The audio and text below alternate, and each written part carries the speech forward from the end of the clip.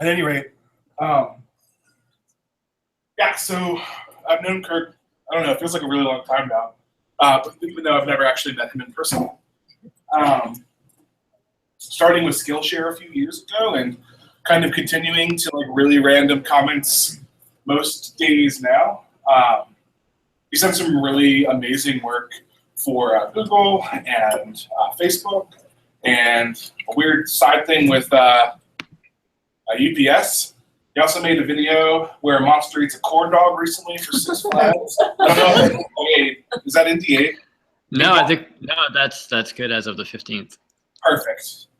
And he's done lots of really interesting work for lots of different brands with sort of differing constraints with regards to colors and palette, and also lots of really interesting and sort of really recognizable style of his own, also in regards to color and palette in addition to shapes and form. So I wanted him to talk to us a little bit. We spent last week talking about some of the sort of traditional ways of building a palette, right? Like some of the rules to keep in mind. So I wanted to balance that out with a conversation with someone who I think does a really great job of making evocative palettes, or making palettes that are stringent and sort of brand specific, work within the framework of his work. So I don't know if that's what he's going to talk about, but I did want him to show us a couple of things and talk a little bit about it. We'll have a bunch of time, I think, for questions, as long as they're not annoying questions, since I'm like really just paying it with kindness, which is like all I can afford, right? Salary. So at any rate, dude, if you want to get going, feel free. Okay. So does everybody see my screen? Is that what is being presented? Yeah, they see themselves. Oh, right on. Yeah, that makes sense. Okay, cool. And then when I minimize that, so now they see my email. Yes. Cool. Okay, let me hop off that. Yeah, so I think a lot of what I'm hoping to maybe show everybody today is a lot of, in contrary to all the rules and stuff like that, the more intuitive or instinctful approach to color sometimes, because even, I caught up a little bit on Jeremy's deck for color and stuff like that, and reading through all that, I'm really like realizing in a lot of ways that I don't know a lot of the science of color. And I think maybe the lesson today from me, despite the better interest of Jeremy maybe, is that color is I guess the reason why color is scientific is because there is like an intuition to it as well, right? Like whether it be through societal norms, or whether it be ingrained in our DNA, no pun intended, we see red as danger, we see green as go, we see blue as calming, we see, green as envy. We know these basic things. And so with a lot of these basic ideas and feelings, you can kind of just take a step back from your own work and look at it and say, does this make me feel stressed out? Does this make me feel calm? Does this make me feel excited? Is this drab? Is this happy? All of those things. I think hopefully most of what I say today can be backed up with what you're learning, and it's not too contrary. So yeah, so like Jeremy said, I've done a ton of stuff. A lot of what I do is a little bit more vibrant and whimsical, playful, but color is always a very conscious decision that I'm making. It's never whatever colors look nice, and more often than not, it starts in black and white with kind of a value study. And so I didn't have a ton of time to really prepare a whole lot. What I did was I opened up some documents and projects and stuff like that I've worked on that have some cool color. And I thought I'd start by showing you some of that stuff. So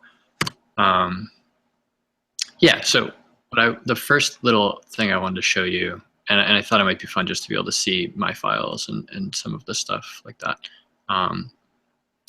is that as much as color is kind of sometimes chosen right away, because of all the work that I do is digital, and probably most of you as well. We have the added benefit that we don't have to choose all of our colors right out of the gate.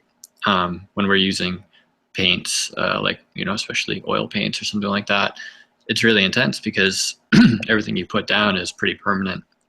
There's not a whole lot of changing you can do. With a computer, we can change everything. So with this project that I did for Facebook, I did a little set of stickers for them.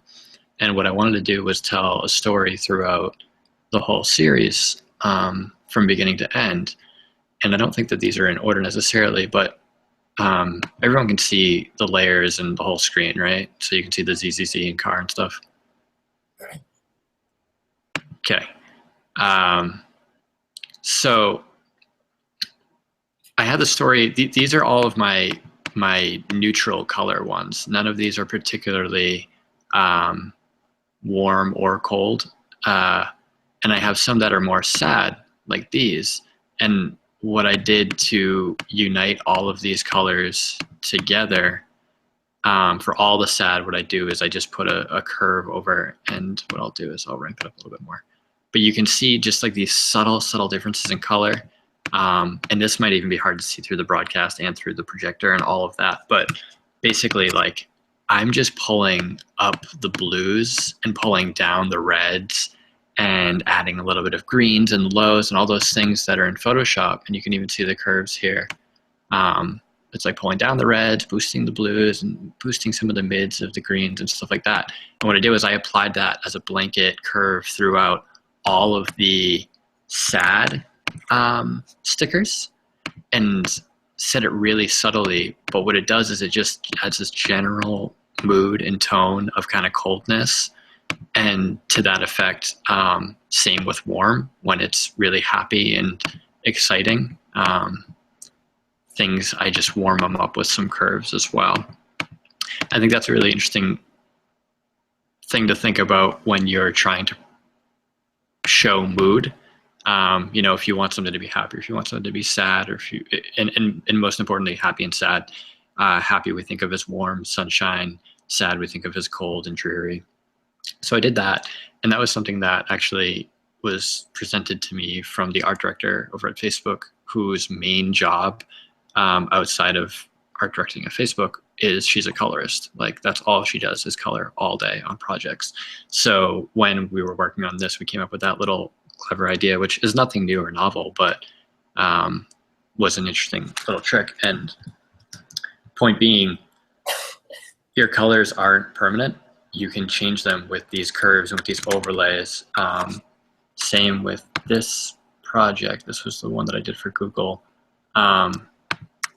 And to show a bit of like how much you can pull out of something, like none of this is added color.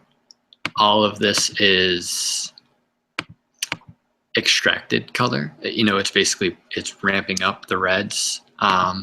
And a lot of the work that I end up doing, because it lends itself so well to a warm light, is pulling up the reds and pulling down the lows of the blues and ditching some of the greens and stuff like that. But again, I never had this color palette necessarily in mind when I was working.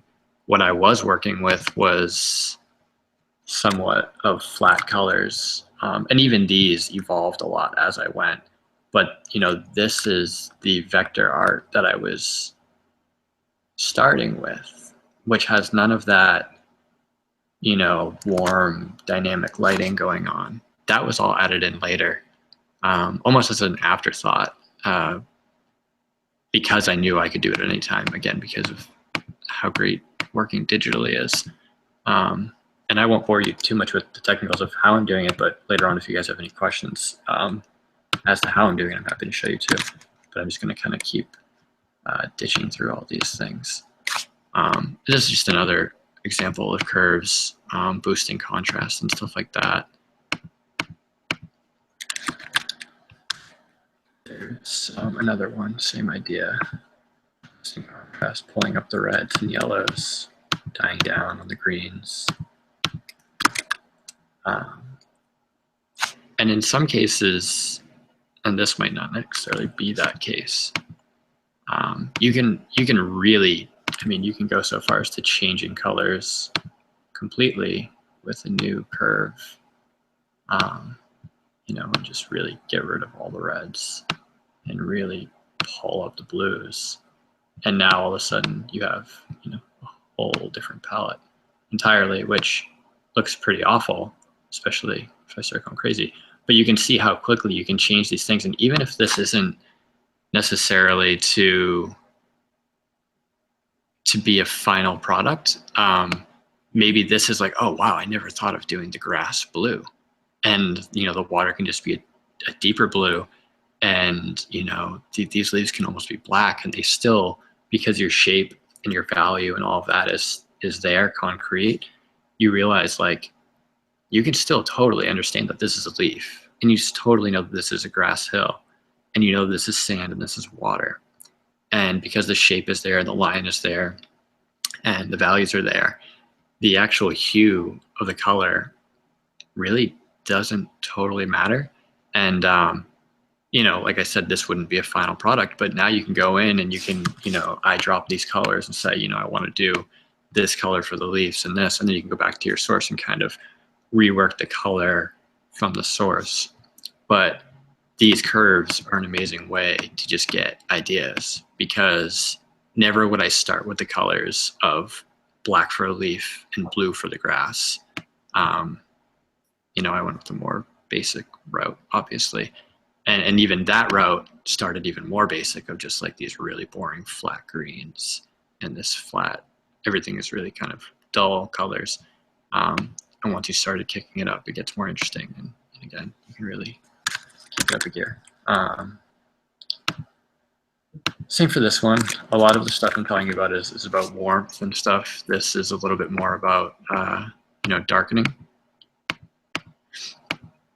in certain areas. And again, it's really great because you can turn all these things on and off at any given time and modify them and all that. And it's super handy, super helpful. Same boringness. Another little thing that I had as a side before I let Jeremy take back over, because I may have derailed myself a little too much. I have these icons that I worked on. Actually, Jeremy employed me for these ones for the place that he was working at the time. And I thought it was interesting. I always think it's really interesting to see process as well as the share process, and hopefully it's interesting for everybody else to see that these icons that ended up looking, you know, pretty sharp here, you know, they look like they're pretty organized and they have a good deliberate use of color in certain areas and all of that. They started, you know, really, I mean, really bad over here. They were messy, and then it was really important for these, because it's a limited color palette of only, you know, 3-4 colors, to make sure that I get these values down first, and to know what parts, you know, where I want the highest amount of contrast, and making sure that that is the most important element on the page and stuff like that. And I don't know a whole lot of it, but yeah, I wanted to kind of show that it does start with values, and it does start kind of chunky, and it does end up, you know, working itself out to be decent. And furthermore, even these colors that I came up with started as a more boring. What I did was I had these reds and blues generally, and I brought them into Photoshop, and I threw another curve on top, and I started bending it a bit and seeing like, all right, well, what if, you know, the red was more of a pink, and, you know, this was like this, and then you start getting all these ideas. And that's what I did for this project. And this is pretty much the worst example ever, because I made it so much uglier. But the idea is that what I did was, you know, I got this hideous piece of junk, and then I brought it back into the source and pasted it in. And then I just kind of made my new color palette based off of that, like this. And then all of a sudden you have a significantly uglier color palette. So if you need any advice on making hideous color palettes, I can copy and paste this one right to your email. Yeah, that's kind of what I have to start. and hopefully Jeremy can save this sinking ship real quick. Can you talk a little bit, like, I don't know if Samsonite's a good example. Maybe the one, how you became up with colors to begin with, like, or any of the Facebook one. Obviously, like, there's some constraints, right? But so when you're starting with like the vector for the Google one, for example, yeah, like, how are you coming up with colors that feel good together? Yeah, let me pull up some early stuff for the Google one. Yeah, you guys want to see bad stuff? Here we go. There's inspiration, of course, first and foremost. You know, I start with this big list of inspirational work that I'm getting colors from, because there's a lot of masters that are doing it really well. I always try to include something of my own in the inspiration list as well. That way I don't feel like I'm cheating too much off of other people. But it's pretty obvious that this has sort of a campy vibe, kind of a youthful, fun vibe. These a little bit more fun than others. But they all have this sort of sunlight shining through the trees, green trees, a lot of greenery, greens and blues, with some stark reds. So it starts with some research, whether it be outside, you know, going into the woods and figuring that out as well, or looking up hiking pictures on Google, or looking up, you know, hiking or camping illustration.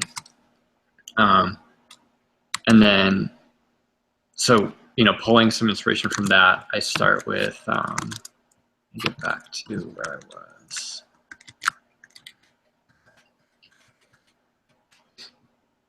I go here. And so what I tried to do is start this with pretty much like 3 or 4 colors maximum.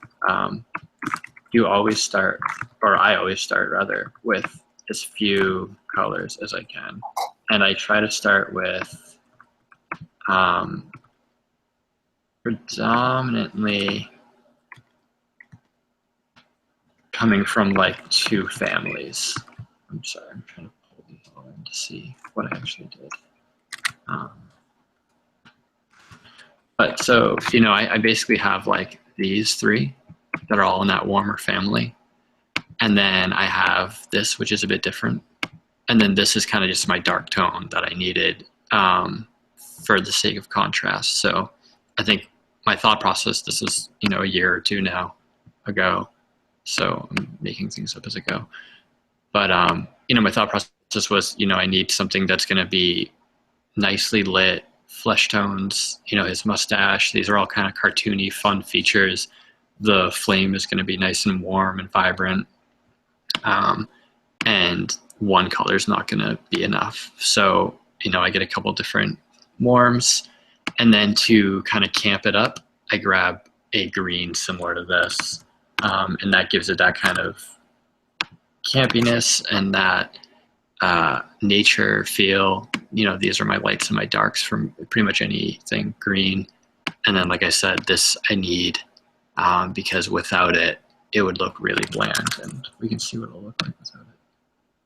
So I think it'll really lose a lot of its, I mean, other than him not having eyes and stuff like that, it just washes the image and it really loses a lot of, and furthermore, if I get rid of the strokes as well.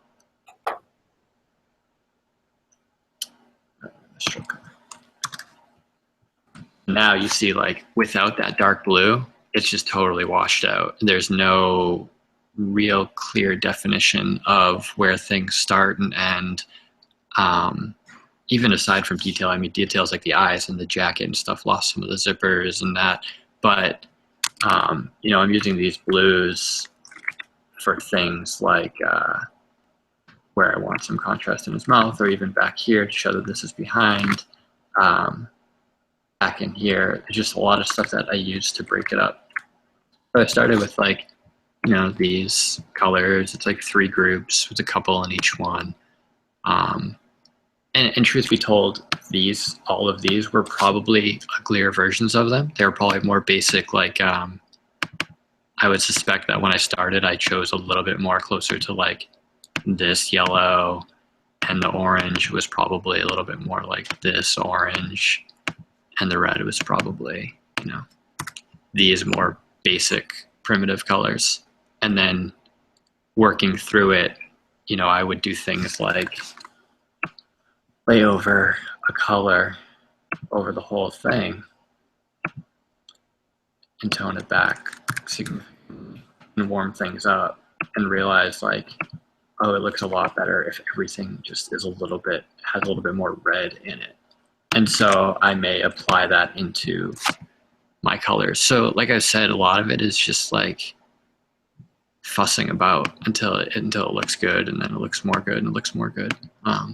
Yeah, so I start really simple, and then it comes in here, and then that's when you start really getting all of your, there's, hundreds of different colors in between from my lightest to my darkest, and that's all just done with, any kind of painting sort of style of adding in, lights where the light is and darks where the dark is, and burning the colors down or multiplying the colors down or lightening them or whatever.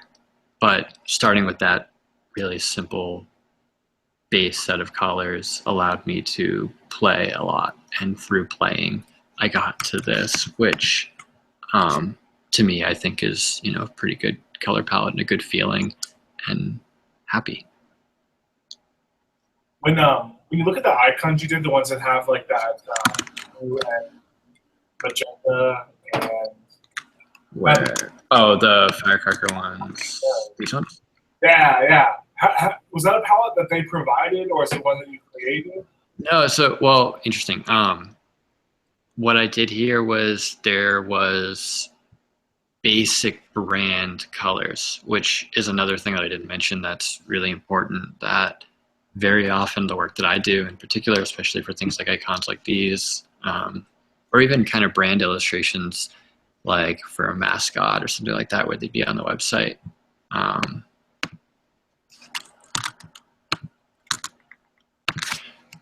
We have to use the brand's colors, whether it be really tiny amount or overwhelmingly so. And with this in particular, most of the brand colors were right in here.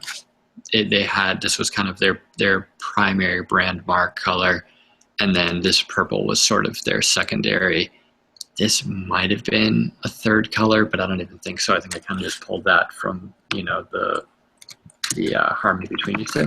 But so it was kind of just starting with this tealy green and this purple and pulling out from there. The idea behind this whole project was that it was a medical product for med students that were, it was basically for studying for med students. So the idea was that med students are really intelligent and actually pretty fun and excitable, and they enjoy good design, they enjoy fun colors, they enjoy humor, they enjoy good aesthetic, all of that. But most of the industry doesn't cater to that because they figure pharmaceutical and medical and stuff like that can just be really boring, and that's okay. So this product came in, and they had the desire to really exploit the idea that students like, well-designed things. And what they made for their product, they basically had a website, and they designed it really neutrally. Everything was really clean and beautiful and simple, but it didn't really have a lot of excitement going on in it. It wasn't very fun. And that's what they wanted me to come in and help with, was to make this more enjoyable to look at, make it feel more fun, make it feel new, and make it pop, so to speak. So I went with, this is pretty much the color wheel. And what I did was I, again, overlaid some colors on top of them and tried to get, really harmonious values of these different hues. I'm using like the most primitive of hues, but I think in the value and in the brightness and saturation levels are all sort of in the same family. So I guess it doesn't always have to necessarily be the perfect amount of colors, but they have to at least fit together in terms of contrast and stuff like that. So yeah, this came from like the inspiration of like, let's make something that's kind of fun and exciting, and make sure that you incorporate the purple and the teal. Outside of that, just do whatever you want to do. So how do you sort of, you have the two colors you start with, right? And there's sort of a world of possibilities outside of that. Mm-hmm. What leads you to that particular red, right? Like it could be a magenta and still sort of fall in line and fit all right. Like how do you sort of, like, do you just take it? Are you using like anything that generates a palette, or are you just kind of going, I want something warmer here, and then playing with reds or magenta tones and seeing which one feels best? Like, yeah, usually that's kind of what I do. Is like the second thing you said, is I start again like real primitive with the colors, and then I kind of step back from the monitor like a lot, or I zoom out a lot, and I put them all together, and I'll put them together in different arrangements. And by that I mean,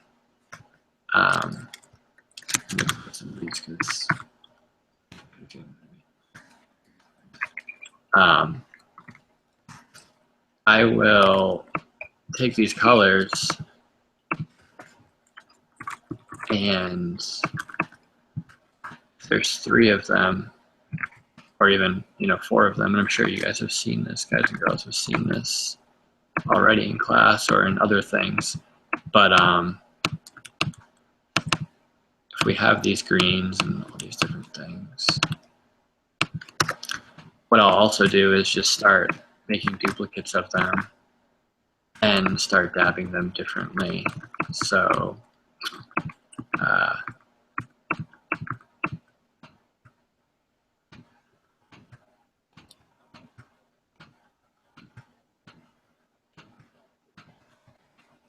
you get the idea. And start zooming out and looking at like, hey, yeah, this purple and red go really well together, but when the green is next to the orange, it's good, but when it's next to the blue, it's really bad, or whatever. And that's when I start kind of thinking, okay, well, these colors need to be generally warmer or generally cooler, or this purple needs to be more of a cool purple rather than a warm purple, and get something like that. And at that same rate, maybe we can cool down the red a little bit and get a little bit of magenta.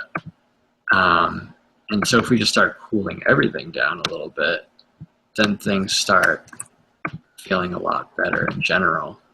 And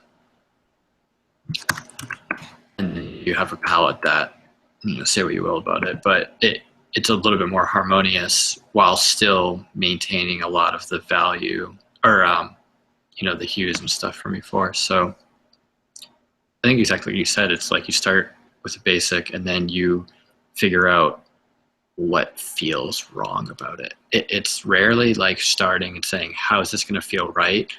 But instead starting with all these horrendous colors with intent, and then going from there and saying, okay, how can I make this better? And it takes a while, and it takes a bunch of different tries. But when it clicks, it really starts to click of like, oh yeah, those are the colors that work really well together. As well as like, sometimes it's not the color's fault so much as it's that the way the colors are arranged fault. Like, for example, it may have been the case that I had the yellow up top here, and then I had, the green and then the red or whatever it is, and therefore something was getting washed out because maybe the yellow was way too much here and the red in between here was not enough, and the yellow was drowning. So it's a lot of like pattern work too, of like the way things are pushed next to each other and the amount of different colors. Like if you have an overwhelming amount of this red, I would suspect that it would look way overwhelming. That's why generally in most of these you see it's purples and this kind of cool green blue, which are a lot more or less assaulting on the eyes. Whereas if I had, maybe these two or these two to be that red and have the yellow, it may just blow things out way too much, which doesn't mean that the color is wrong. It means that that amount of that color or that color next to the other color is wrong. So, once you have these colors that you want, you can start moving them around. And like, that's why you always like make duplicates of everything. And then, you make 4 different versions with 4 entirely different assortments of the color. You keep the colors the same, but you assort the colors in different ways, and then you step back and you look at all four, and you even print them out or whatever, but you get a look at them and you see, okay, this is really great, except when the red and the blue are touching, it's too much. So I need to do everything the same, except make sure that the red and blue never touch. And then it turns into a puzzle, basically, where you're just dabbing colors in different arrangements and trying to figure out what works the most. So I have two questions about that. sure.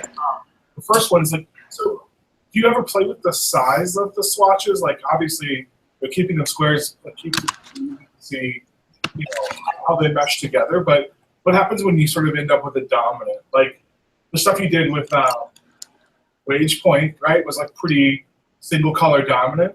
Mm-hmm. So like, how do you play with sort of secondary colors in that way? Does it differ much, or you just kind of make the one that has to be dominant larger, or do you like just sort of organically arrive at that? Yeah, well, no, I totally do that exactly. Is what I'll do is, especially once I figure out what I like, and what's working the most. And for example, maybe this one would be a good example to work based off of.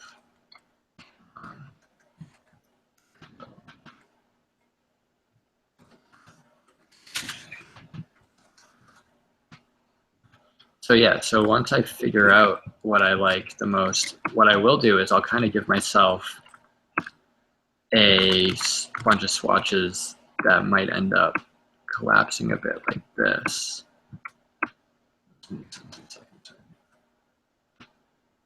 But it may end up being like this, and like this,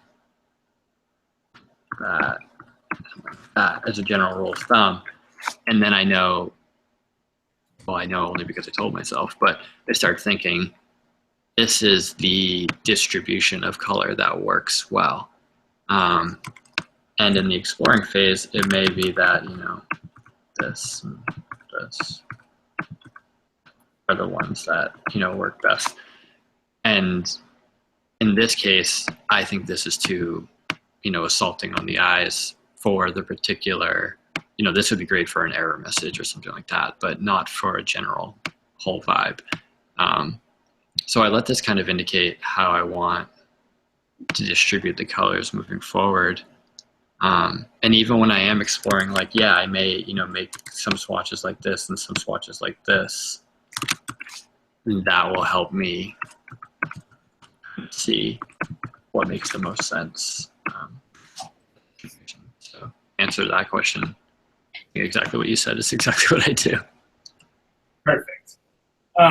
So I don't know how much you can talk about the suitcase one, but that was you're doing it because you have to represent the color of the product fairly accurately.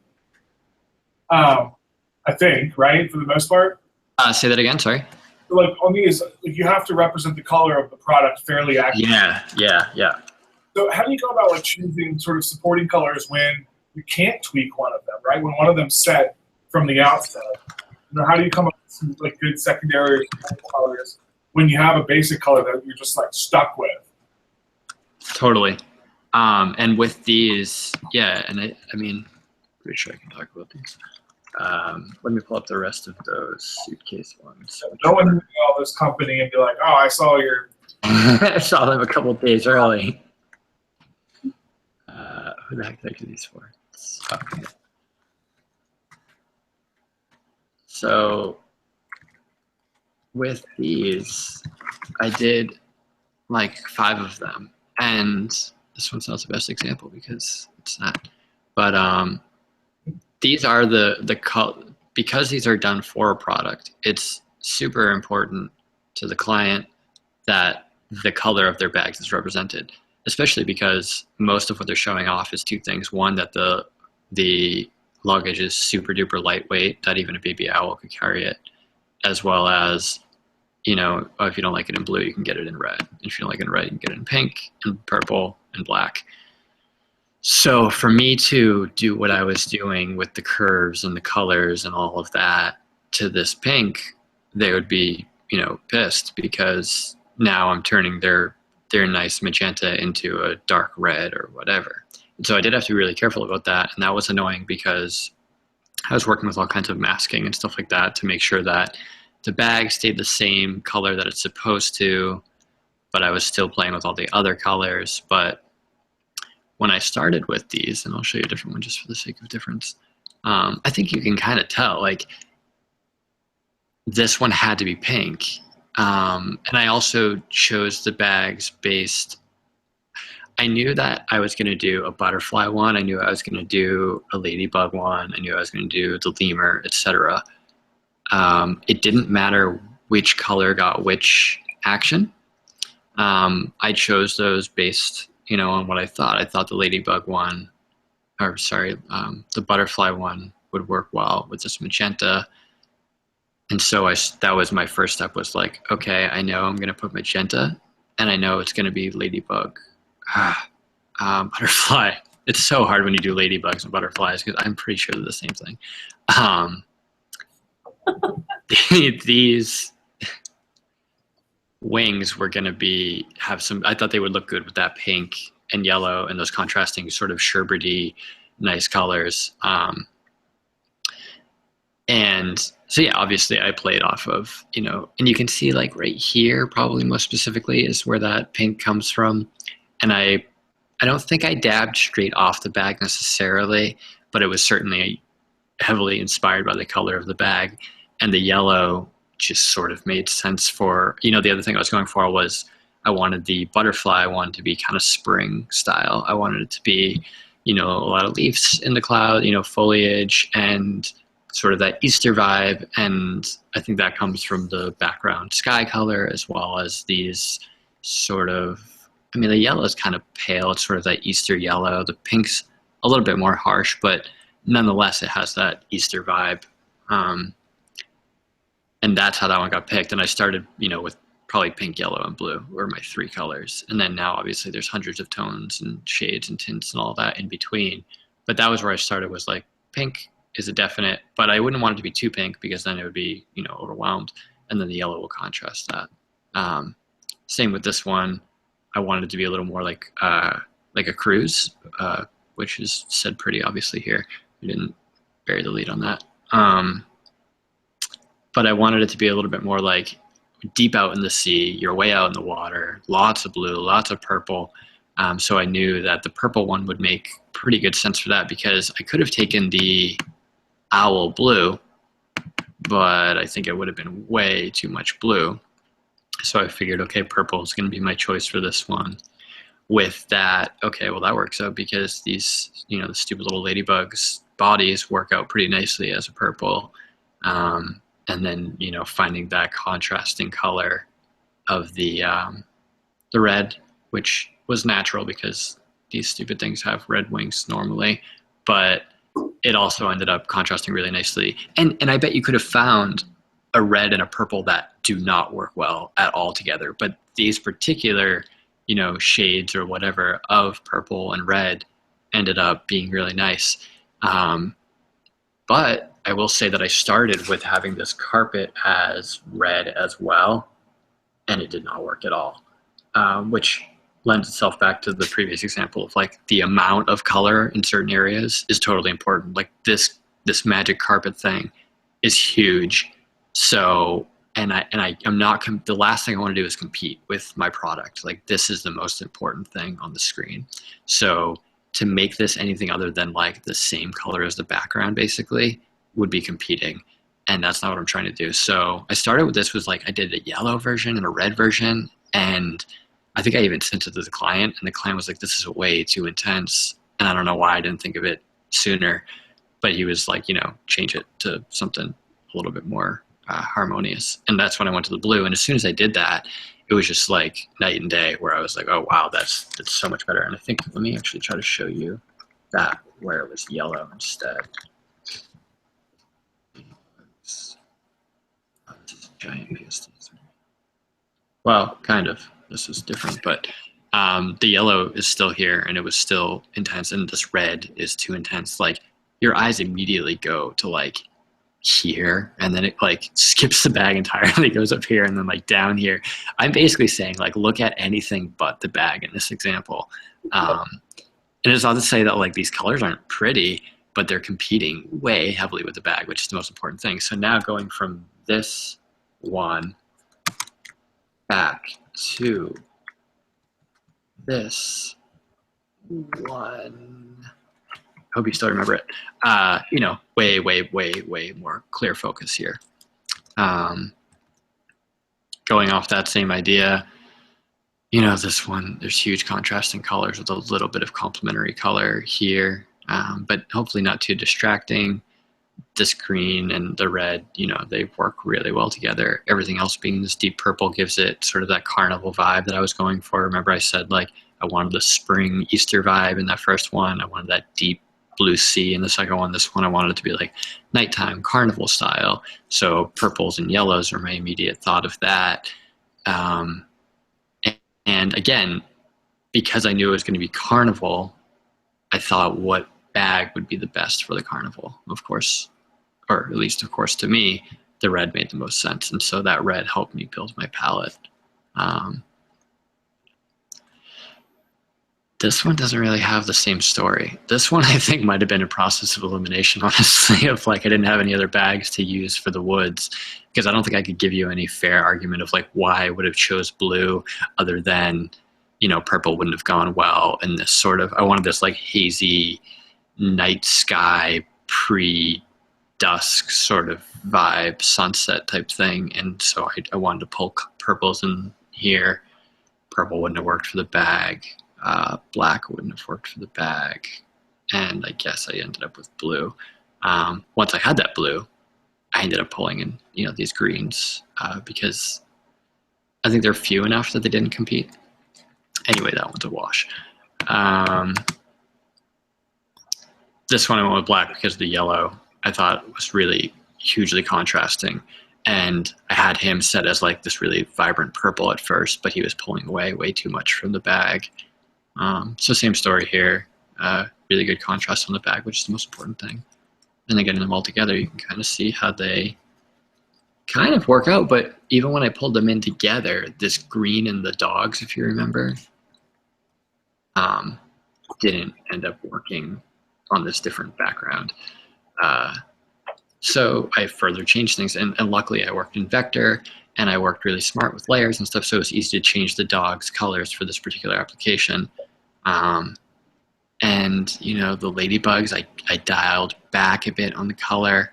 Same with the black, I kind of toned it down because the black, as it was, would have been way too intense. So I dialed it back a little bit and dialed this one back, buried this one a little bit, and ended up with, as best as I could, having, you know, 5 drastically different colored bags on the screen.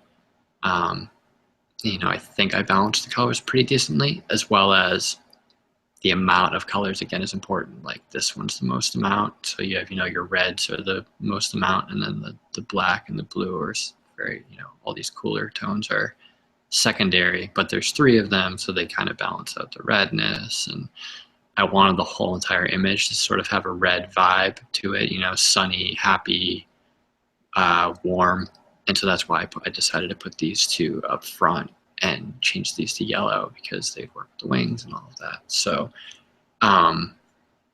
even talking about this, I'm realizing like there's more thought that goes into the color choices than I realized.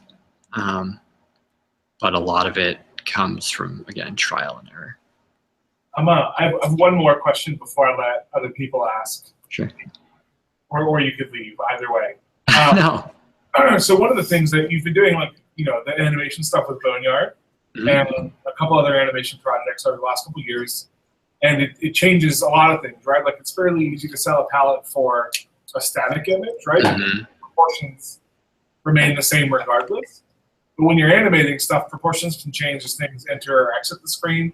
Like, have you changed? So for the Six Flags thing, for example, like, was there any challenges with that? Like, are there any challenges when you're animating colors as opposed to just static? And you know, what are some of the things that, like, you have to address? Like, is it a contrast thing, or you know, I guess just in general, like, how do you handle the fact that when things are moving, colors touch each other that maybe would be less than ideal? Yeah, totally. And it's hugely a thing, and it affects a lot. And there's a certain amount that you can do about it, and a certain amount that, of course you can't. But the thing with so this is the corn dog one I did, and I don't know how well it'll play through the stream, but we'll see.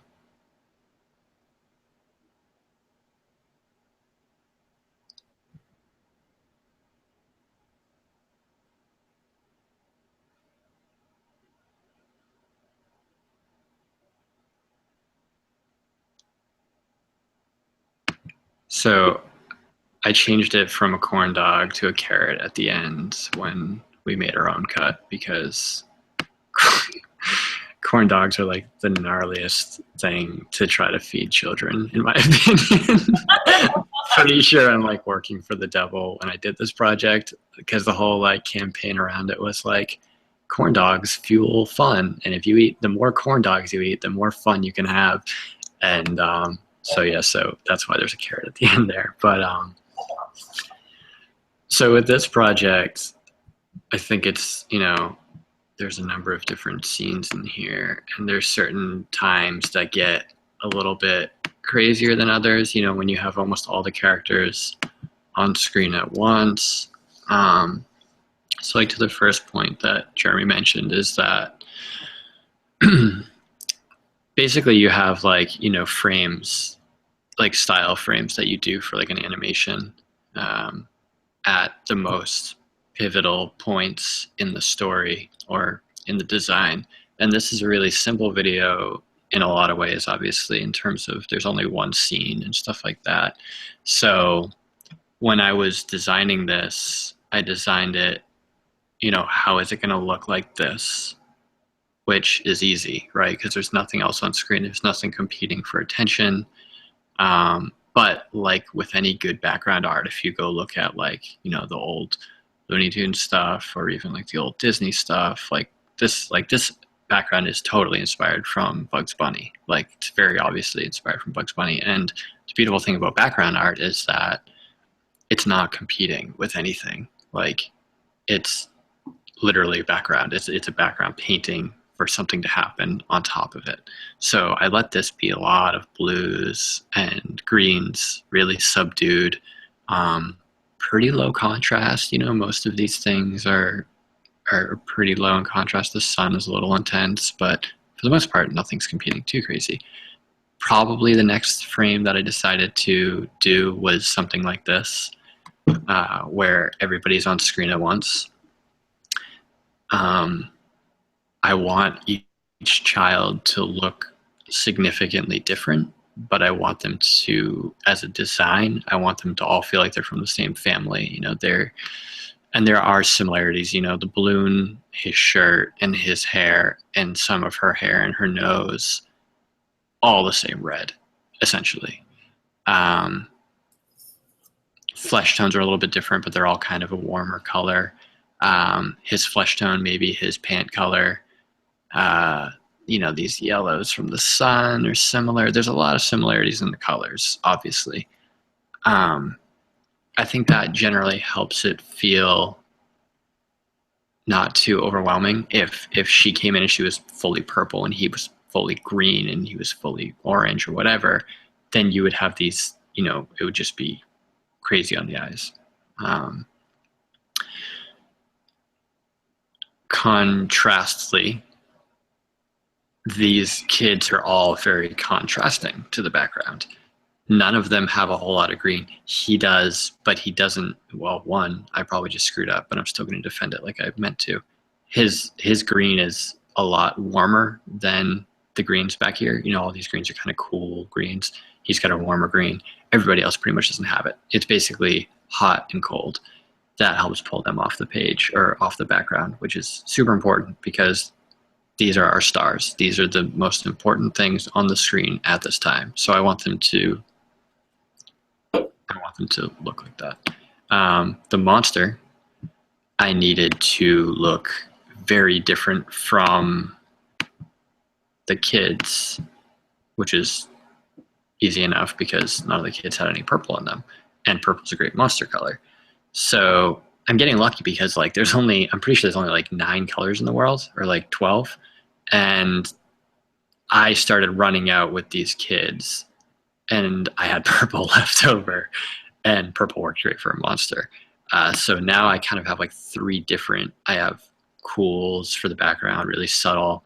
I've got the kids that are really stark but kind of warms, and now I've got the monster who is really stark as well, but more of like a cool.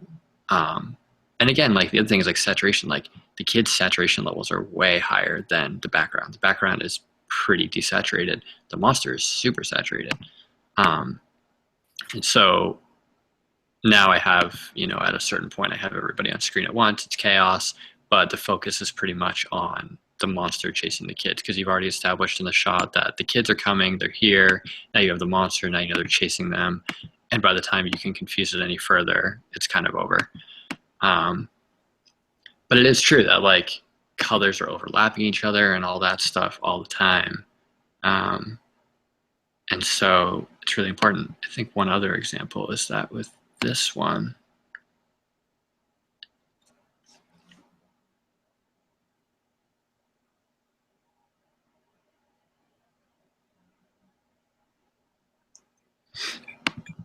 so this is a whole different thing, right? The objective of this is way simpler. There's way less going on in a lot of ways. And I think the opposite effect is what I was trying to achieve here with obviously the tools, or, the juggling things that he's got going on are the same color as the background. So all I needed was long enough for them to be in this sort of spotlight. I needed the contrast to be really strong, long enough that the viewer sees, okay, that's a bowling pin, okay, that's a cactus, okay, that's a torch. Now we can throw them outside, and using, the negative space of like the torch is still there, but it's kind of cool that it's disappearing outside, which gives it like that mystery and that edge of like, is he going to catch it? Where did it go? Does he know where it is? That type of thing. So the contrast level being like really minimal adds to the animation, because again, the animation is supposed to be excitement and curiosity.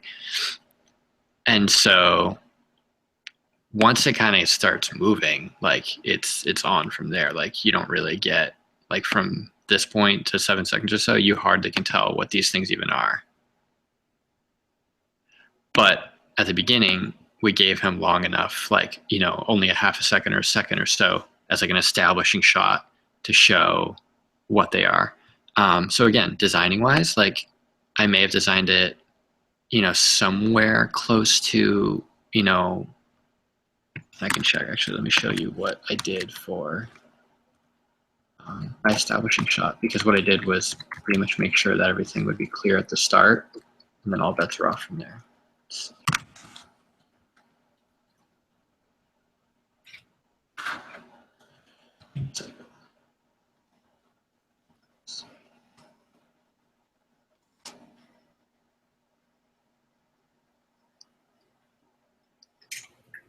So yeah, so this was the first shot that I had, which speaks for everything that I just was saying. Thank goodness. But all 3 elements are in here, and even from just like a style point of view, if I sent this to my good friend who does the animation, and he and I work on it together, but he does most of the animation. He needs to know that like his first question when he's looking at this would be, okay, well, what the heck happens to the cactus when it goes outside? And so I kind of showed him like it's going to disappear, and that's okay. And with that, he'll know that anything else that goes outside of it is free to disappear as well. So yeah, so I set up this like first shot, and tried to put as much information in the shot as possible. And then of course there's some finessing and figuring things out as you go. But yeah, I think that's kind of the opposite, where like the other one I was trying to contrast as much as possible. This one I was trying to contrast just for a split second, and then let the contrast be lost for the benefit of excitement. Sweet. Cool. Well, I will quit asking stuff then. So you guys that are here, feel free to ask any questions, right? Like, if there's anything that came up from that, like where did you get that Larry Bird print that's on the very far bottom? Or just in general about sort of Kirk's work and job or process. Feel free, since he's in Boston, or outside of Boston rather, quite a ways outside of Boston, but it's later there, and so I want to get him going. But I also want you to take advantage of the fact that he's here, and we're not going to have another illustrator or someone who works so closely with color here. So, yeah, ask him questions if you have them. Please.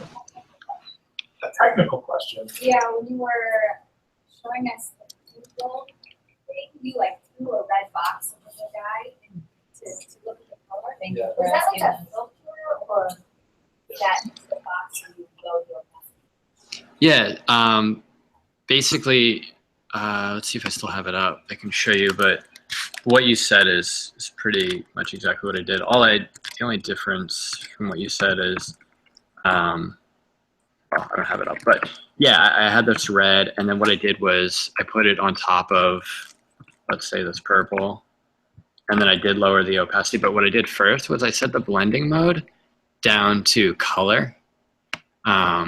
And I couldn't tell you the science of color. I know what multiply does, and I know what dodge does. I know what a few of them do. They all come from photography more than anything, but color in particular, it affects only the color.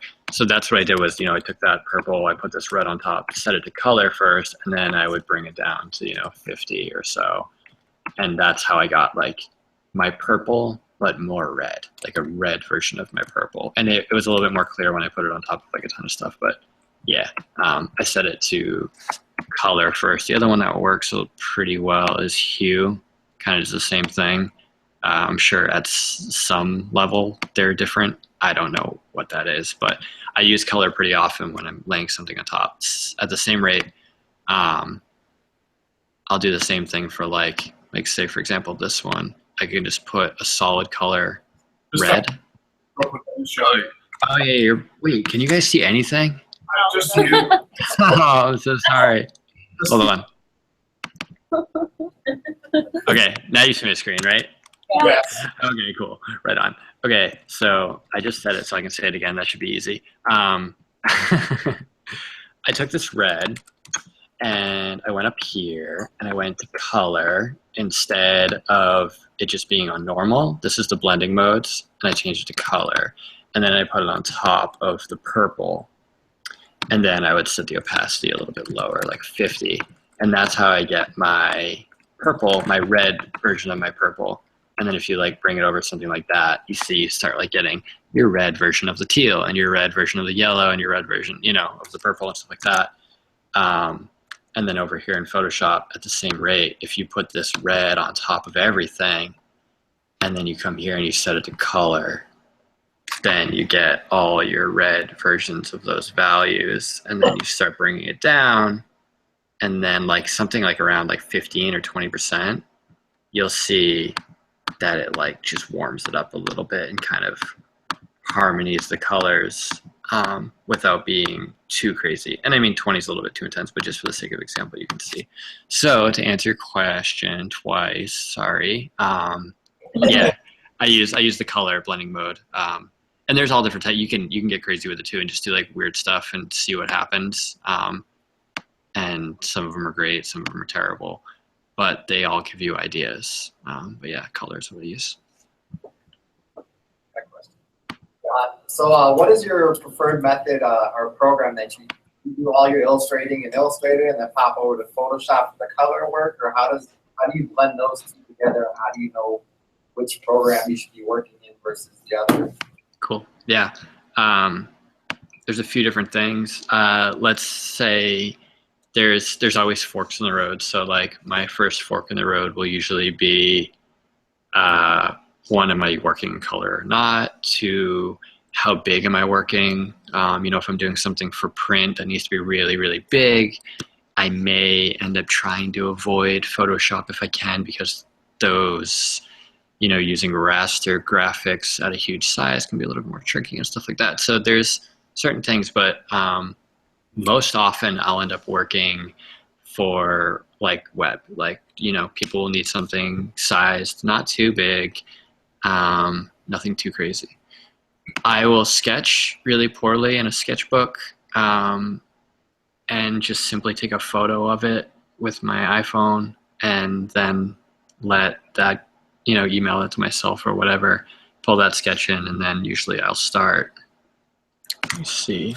I try to document my process as much as I can too, because it keeps me learning how I do my own stuff, and also it's great to share. And I think I did a pretty good job. So this is like the extent of the sketching, and even these sketches are a little bit better than a lot of my other ones, because I needed to. This project was kind of like made my heart race a little bit, because I really wanted to do work for Facebook, so I wanted to impress the art director, and also really show because I was pitching the character as well more than anything. I wanted it to be a little skeleton guy, and I thought it needed some finessing. So these sketches are a little bit better than normal, but still really simple, just to get the idea across. And then let's see what else I have. Well, that was a different character that I didn't go with, but I do have some pretty roughs of this Scully character. Okay, yeah, cool. Yeah. So I probably sketched them out like, this is probably the one I started with here. And brought him over here and traced him in Adobe Illustrator. And I do a lot of my work with just the pen tool like this, rather than like, drawing with a brush. For Illustrator, it's a lot better to have these really nice crisp shapes and stuff like that. And you can see that his face is already sort of built out of like that, and then he's sort of got this shape going on, and then his neck is here, and it's all basically just blocks and shapes like that.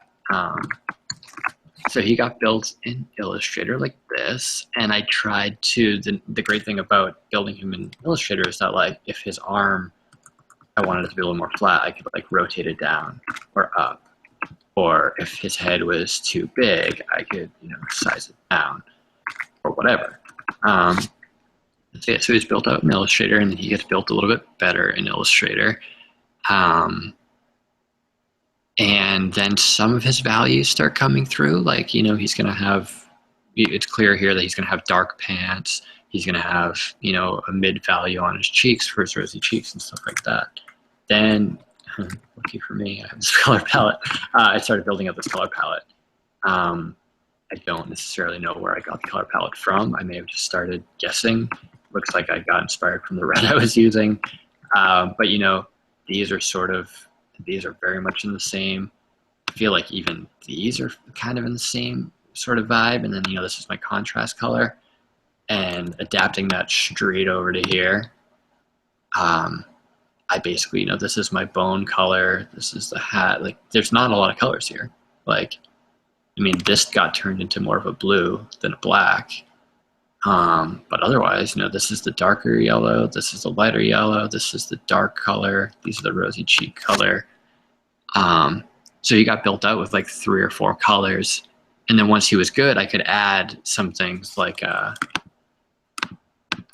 this shape here is a low opacity multiply.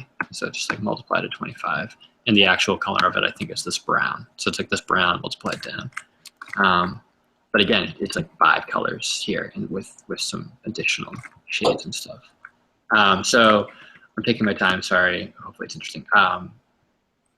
And I bring the whole character, now that he's built, he can be built a bunch of times. I'll copy him, and then he'll come into Photoshop. And this is where I'll do like any loose texturing and stuff like that. Like, there's probably a better example. We'll grab the one that we did. I think this is kind of close to but like all these little splotches and messiness and textures and stuff like that, that's all done in Photoshop.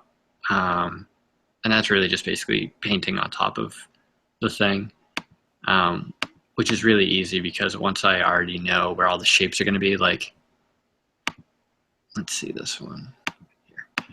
And the nice thing is, like, I can always double click this thumbnail and jump back into Illustrator like this. For anybody that hasn't seen this, this will really, hopefully, really kind of change some stuff up for you. Like if, you know, the client or even I came back and said like, oh, the sun should be red and like the car needs to be more purple. Then if I save it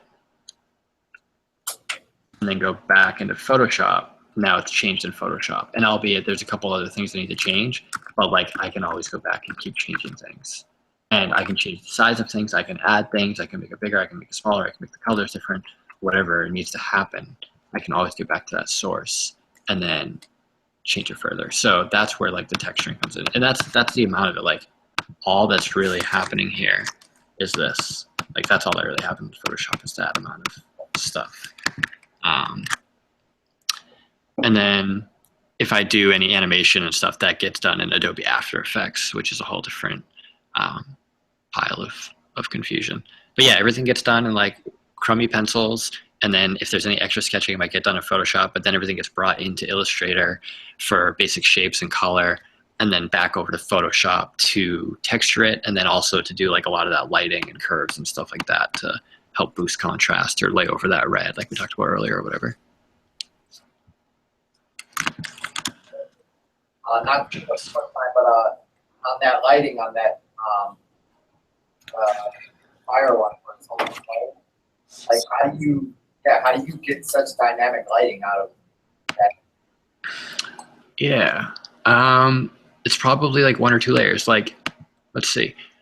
A lot of it again comes down to. Let me try. Yeah, so this one does a lot, right? Like this is one layer that's doing quite a significant amount, and it's set to overlay. So all this is a white, big, fluffy brush. Like it's one of like Photoshop's most basic tools. I set it really big, really soft, set it to white, and set it to overlay. If I set it to normal, you'll see what it was. Maybe it wasn't quite white. It's pretty much white. So this is all that is. It's just this big fluffy brush. And then I set it to overlay. And then I just bring down the opacity a little bit. And then you get this, which is crazy. Like that's all it really takes. So all overlay is doing is basically taking like any value that's like 50% or brighter, 50% brightness or brighter, it pulls those colors up, and anything that's 50% value or lower will darken those values. So overlay is really interesting, and it's a really great way to just like generally extract contrast out of something. And there's a little more like that's the main thing, but then there's also like, let's see what else I did. From Glenn, Kirk? Yeah. Or did you know before that? I think there's a lot that I learned from Glenn. I think actually, yeah, you know what I learned from Glenn was the setting everything to linear dodge, yes, which was what really helped me like with red lighting and stuff. Like here, there's probably a lot of dodge, but I learned from Glenn that like these color blending modes really can get you some cool colors. And I also learned that like it's not always super apparent. Like, oh, I want to make this feel like it's lit more. I wouldn't think like, okay, grab a red brush and paint all over it. But you realize like red is generally what you want. You just want it tweaked a little bit. Red is his big one, and cream. This is good. Yeah. Sorry, everyone. Go ahead. But yeah, so like it basically comes down to like warms and cools. You want to warm it up, you want to lighten it up. You use reds and pinks and yellows, magentas. You want to cool it down, and you always want to like cool on the opposite end of where you make it hot. Like for here, I warmed it up here where the fire is, and then down like in all of the shadows of him, he's got cools. Like he's cooled down probably with purple or blue or something like that. So just like lighting any, ball or whatever, you stay warm unless you wanted to do like, you could do cool lighting and warm shadows as well. But for me, I always tend to keep it like warm on the lighting and cool on the shadows. And yeah, I hopefully that kind of answers the question of like the lighting is basically just done with like a lot of blending modes and big fluffy red brushes. Seriously, like it's that easy. It's nothing, like it looks so much cooler and better than it really is. Like it's basically me just cheating with Photoshop. Very nice, very cool. Thanks. Thank you. Here's an overview of the go from like undergrad to Facebook. Did you do anything? Was there any pivotal moments that really launched your career? You cut in and out a little bit, but basically kind of go over the process from like graduation to like where I'm at today, right? From your computer science degree. Oh yeah. On a master's in illustration. Yeah. Oh man. So the weird thing about, I feel like I'm gonna come back to you guys now. Is my face can anyone see my face? Okay. So yeah, so I don't know how much Jeremy told you, but I graduated with a computer science degree. So, you know, by sake of trade, I should be programming and doing software engineering and even like hardware engineering and stuff like that. I graduated in 2011, and I got a job doing like low key programming, and it was okay. Like, I guess like the reason I did computer science was like, I like computers and I know how to work computers good. So let's just go with that. And that was fair. You know, like I think we're all like a little bit too young when we start like settling into what we're going to do for the rest of our life. And the great thing is like, you don't have to do what you graduate with. So I graduated with that. I didn't really, like I worked, it was cool, but I didn't love it. And I realized that like with software engineering came like web development and web design and, you know, making websites. And that was like the coolest. And I come from like a world of like cartoons and comics and skateboarding and punk music and like all these like aesthetically, you know, pleasing and very important is like aesthetic and all that and design. But I didn't realize that was a job. So I did computer science. So then I finished and I started doing websites and I liked the websites. I was like, oh, making websites is more fun than making like programs. And then I realized like, well, making like the logo for the website is the most important or the most enjoyable part of doing the web development. And then I was like, well, you need icons. And like making the icons is really fun and all that. And it just kind of kept spinning and spiraling. And then I realized like I was much more of like a web designer than I was a web developer. And from being a web designer came like I really like making the icons, and then I started realizing slowly but surely like it is possible. Like there are jobs out there like called graphic designers. Like I never realized that. Like those are the people that are making all the skateboard decks that I like, or those are making all the graphics in the skateboard tapes that I used to watch, or all the stuff that I'm wearing on my t-shirts. And so now I'm like a year or two outside of graduation. I don't really like my job too much. And I start drawing for fun on the computer and I start designing more. And I realized like, oh, this is what I want to do. Like, this is what I really love. And I just let it consume me like to an unhealthy amount that I probably wouldn't advise, but I just bought books and I joined communities online and like I just learned and I had a full-time job at the same time, and that job was paying the bills while I was just obsessing over design and illustration, and even more at the time it was mainly design is what I was really into, and I was, you know, the whole world of it, and I was so new to it, and I came from such a deficit that I was like, I'll never be able to do this for a living because like there's people that went to school for this and I didn't. And so I just let it keep obsessing over me. And then like I started posting my like drawings online. And then finally somebody came along and was like, hey, we really like this drawing you did. Can you do that for us? And we'll give you like, they gave me like $300 for like so much work. Like, I think I worked dude, I had to work like 20 hours on that thing. I probably got paid like $5 an hour. And I was like, oh my God, like, do I have to put this on my taxes? Like, this is crazy. And I was so hyped on it. And I learned from there that sharing your work is super important.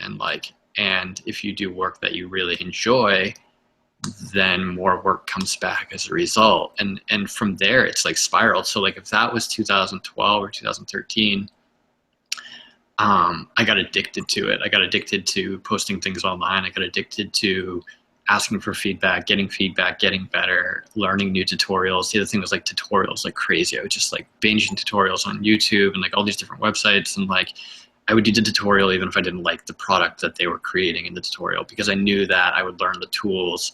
And again, this all comes from like the computer science, right? Like knowing that like my tools are really important. And I can't draw that well. Like some people disagree with me. I disagree with them. I don't draw super well, and I'm getting better at it, but I use my tools really well. And so I kept drawing, I kept posting, I kept getting little tiny gigs here and there.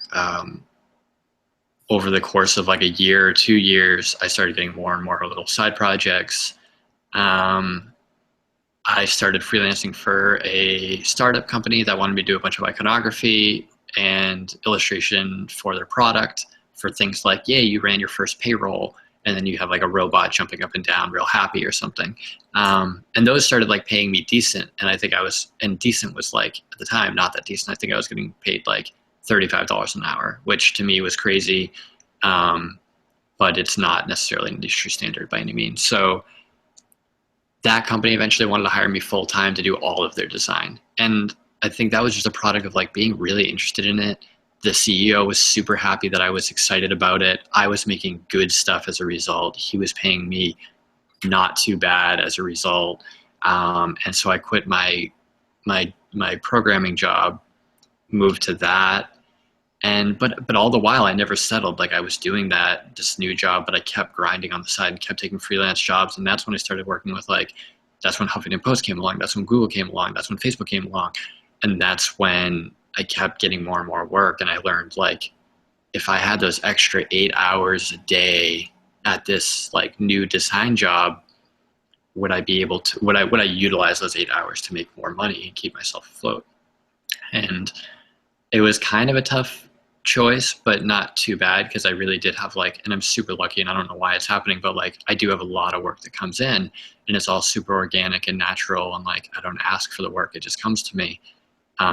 I ask by posting. It's a lot of it is sharing my work and stuff like that, and sharing it and posting it online. That's how I ask. But yeah, I quit my job in December of this past year, so 9 months ago or 10 months ago.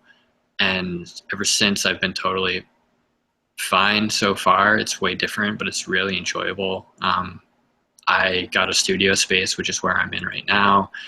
I love it here. Working out of home was great, but working out of a studio space is way better. And then I learned now I've chosen this as a career path for the rest of my life, and I'm going to draw for the rest of my life. And I don't care what anybody says. I'll, starve to death before I don't draw for a living. And that's a alternative way to live my life. And I'm really proud of that. Not of what I'm accomplishing, but of my stupidity that I think that I can actually do this. And so with that weird false bravado that I have that I might be able to do this, I knew that I can't hate myself every day that I can't draw very well. And every time I would approach a project, I would be like, shit, I don't know how to do, I can't draw. I don't know how to draw this. And this is post working with big clients, working on, big projects with big paychecks. And I still am they're just going to figure me out. It's just a matter of time before somebody realizes I'm not good at drawing. And it was so stressful. And so that's when I had a friend who helps run the school that I'm attending now, and it was a low residency program, so I was able to do it and just continue to freelance stuff. But I started just looking into maybe I want to go back to school for just illustration, and you know, I had some people that helped me figure out what I wanted to do and what made sense. And I talked to a lot of family, and it's a big financial burden that I'm taking on to get my master's, but it's like so worth it. So now, and like when I finish, I'll be a master illustrator, I guess, which is like, if I could have been a master skateboarder, like certified, that would have been the only thing that would have been cooler than a master illustrator. So, yeah, it's just grinding. Like, it's just a ton of grinding. And like, I'm sure everybody in the room right now is probably grinding harder than I did, or I will, or maybe we're all going to do it equally or whatever. But it's just like, it's finding what you want to do. And I hate to like always say like, do what you love what you do, because it's such garbage of like, but there's a lot of it that's true of like, don't do what you don't want to do. Like, it's not worth it. Like, and I'm coming from like the most privileged point of view ever, being like a white straight male that like lives with like cheap, affordable rent and like all these things. And so I know there's a lot of people that have to pay bills and they have to feed their kids and stuff like that. But if you have any chance you get, any sliver of chance that you get to do what you want to do rather than what you will do, and if it takes more effort up front, like, my gosh, it's so worth it. And so far, like, I'm 10 months into this and I'm still eating. And I'll let you all know, like, or I'll have Jeremy let you know as soon as I start starving, because I don't want to lead you down the wrong path. But so far it's been worth it to like make these choices and make sure that I'm doing what I want to do rather than just doing some stupid job that I don't like. So I don't know, that might answer your question of like, work hard and find what you like to do and do that and let it consume you, and also hate yourself a little bit. That way you keep getting better, and then you'll get somewhere, I guess. Where exactly were you posting your work? Like, what sites specifically? So I think I started like, there was a website called Forest a long time ago, and this website was it was like a dribble type of thing. So it's gone now. It's not around, but that was the first community that I found that was like an invite only type website where there was quality control and stuff like that. And it's a bit elitist, but it makes it more enjoyable. Like, you feel like you're a part of something. And it was a glorified forum, really, right? Where like I would post work and then people would give me feedback, and I would take that feedback, which was really important. And I would also brief what I'm posting with like, hey, I made this with this intent and this in mind, and this is what my goal is. Did I achieve that goal? And if I didn't, how did I not? And how can I better achieve that? So that was Forest. And then from there, once you kind of get into like the world of it all, like, I post on Instagram a lot. Instagram serves me decently. I post on a website called Behance, which is made by Adobe, which serves me okay, I guess. There's a huge following I have there, but I don't get a ton of work through there. So like, you start to like, you want to be careful of like where you're spending your time when you're doing this, because it's like, it can turn into a full-time job. To answer your question quickly, like, I post on Twitter often. I post on a website called Dribble often. I post on Instagram often, and I post on Behance pretty often. And I also, with that, I always try to keep a reasonably up-to-date portfolio at least every 6 months or so. I'll go back and do all that. But I think more importantly than where I'm posting, it's what I'm posting. I try not to share just simply a finished product or finished project that I'm working on. Instead, I try to share the process that goes into it. I think that's really good on a few different levels. One is really good for me to share my process because it holds me accountable for what I'm doing.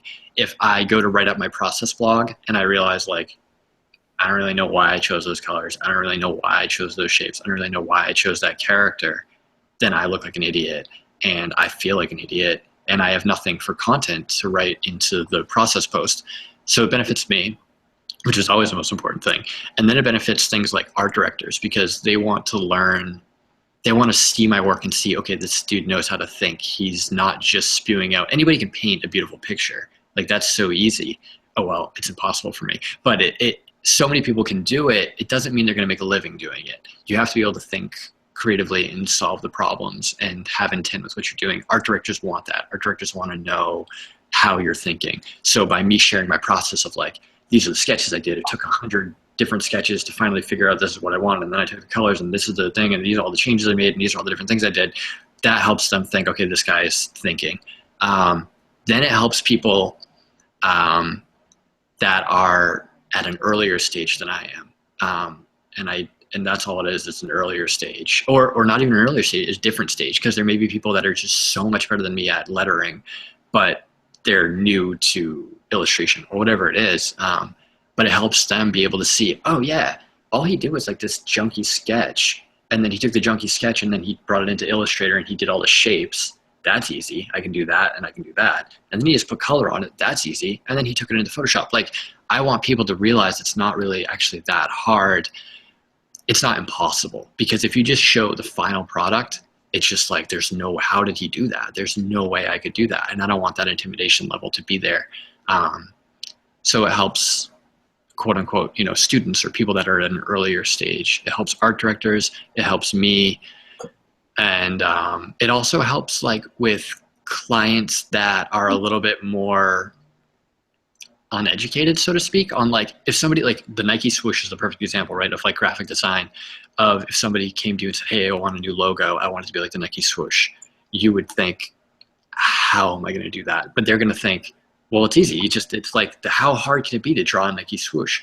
But they don't realize that it takes like hundreds and hundreds and hundreds of hours and research and figuring out exactly what that little mark needs to be that represents your company perfectly.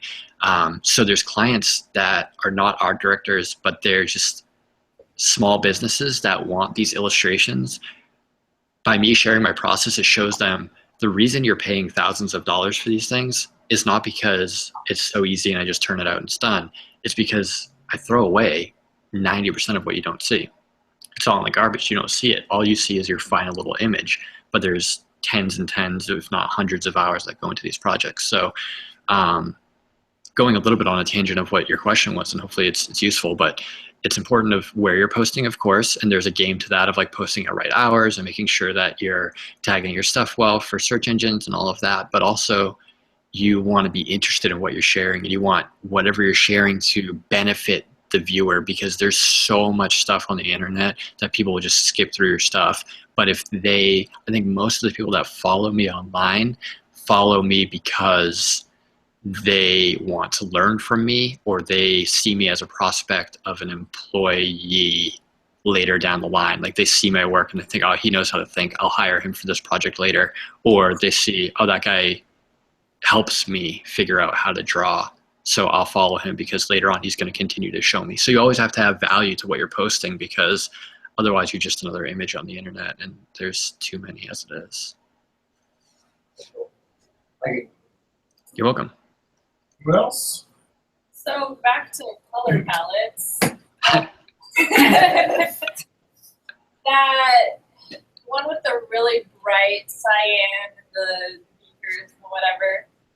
I don't know if you like addressed it before, because I don't remember. But how did you pick those specific colors, or was it a company gave you those colors and said, "Here, do something with this"? So I got two of those colors from the company, and I don't even think that they told me to use those colors necessarily, but I like how I answered this question. He's like, all right, I'm done. I don't need to be in this class anymore.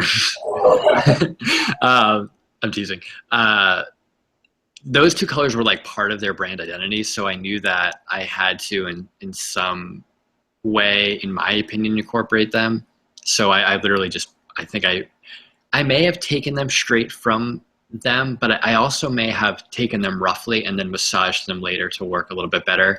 And that's kind of a gray area of like, if I'm working with Nike or something, they don't want me changing their brand colors no matter what. But with this company, changing their colors a little bit to make it feel a little bit better was okay with them.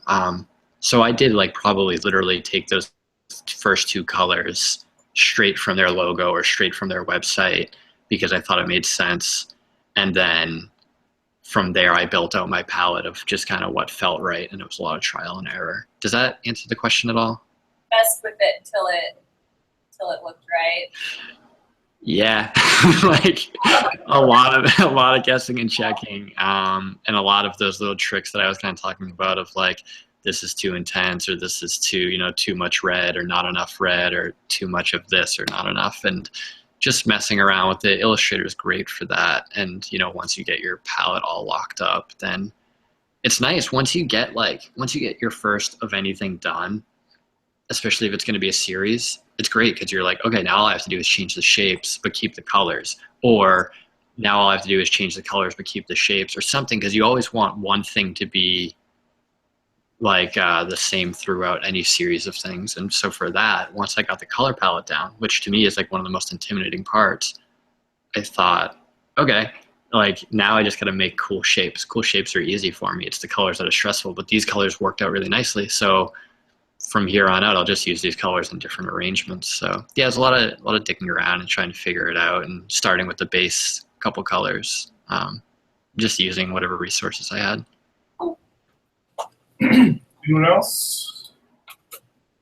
Awesome. Thanks, dude. I know it's late. No problem at all. I'm super happy to do it. I thank you for listening to me and like paying attention and asking the questions and not making me feel like too like boring. So it's totally worth my time. I'm really happy to do it. I appreciate the attention. Okay, well, thanks again. My apologies to Monica for keeping you. No problem. Not at all. All right, man. Thank you. Talk to you soon. Okay. Bye, guys. Thank you.